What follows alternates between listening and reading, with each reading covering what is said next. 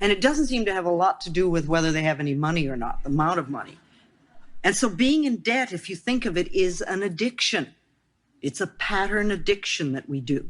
You can be addicted to rejection, to having people reject you. And if that's one of your addictions, then everywhere you go, you're going to attract people who reject you. You know, who's watching me? Who's going to reject me? Who's not going to accept me? However, the rejection out there is always a mirror, a reflection of the rejection that we have within us. If you don't reject yourself, nobody else is going to reject you. Or if they do, it certainly isn't going to matter. You won't pay any attention to it.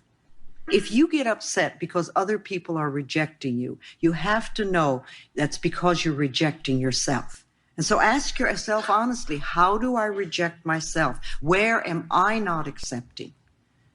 So you might think about addictions and what addiction do you have? And could you change your addiction, your negative addiction, into a positive one? If you're going to be addicted to something, why don't you be addicted to loving yourself? Or addicted to doing positive affirmations? Or addicted to something that really supports you and loves you?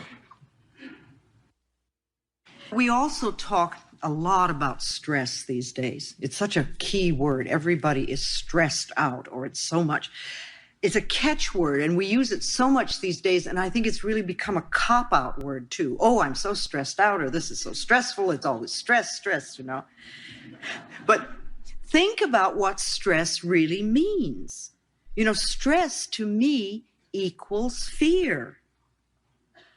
So next time you're thinking about how stressed you are, ask yourself what you're frightened about. Ask yourself how you're overloading yourself. How are you burdening yourself? What are you doing to yourself that's creating this fear within you so that you don't have inner harmony and peace? Don't just use it as a word to be a cop-out. Stress is not inner harmony. Inner harmony is being at peace with yourself. And when you're at peace with yourself, you do things one thing at a time, and you don't let things get to you. You can't have stress and inner harmony at the same time. They don't equate. So I see stress as fear. And ask yourself then, if you're feeling stressed, how can I release this fear? How can I be at peace with myself? What can I do? Nothing has any power over you. And don't give a little word like stress a lot of power.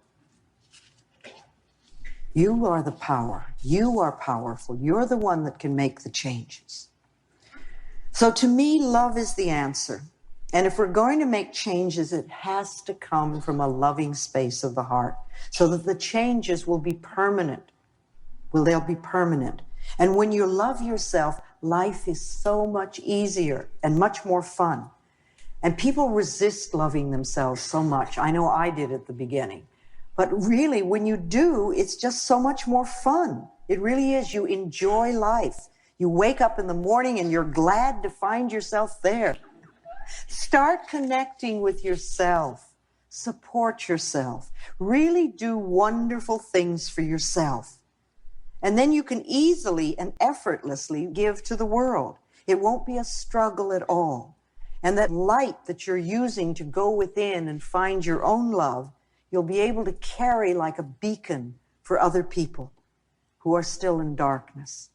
Remember, every person that learns to love themselves makes it that much easier for other people to do it too. Becoming enlightened is finding your own light and then shining it for other people. And know that you can do it. You're really powerful. And you can make the changes that you want. Just take the first steps and keep going. Little step after step after step. You know, don't insist that you do it all in one leap. Take the steps. Remember, impatience is a resistance to learning. That's all it is. It's like you want the answer without learning the lesson or doing the steps. So, you know, ask yourself, what is it I need to do next? And even if you don't know the answer, the very fact that you're asking it, the universe will hear and will present it in front of you. They'll say, this is what you do next. And then maybe you say, oh, no, but I don't want to do that.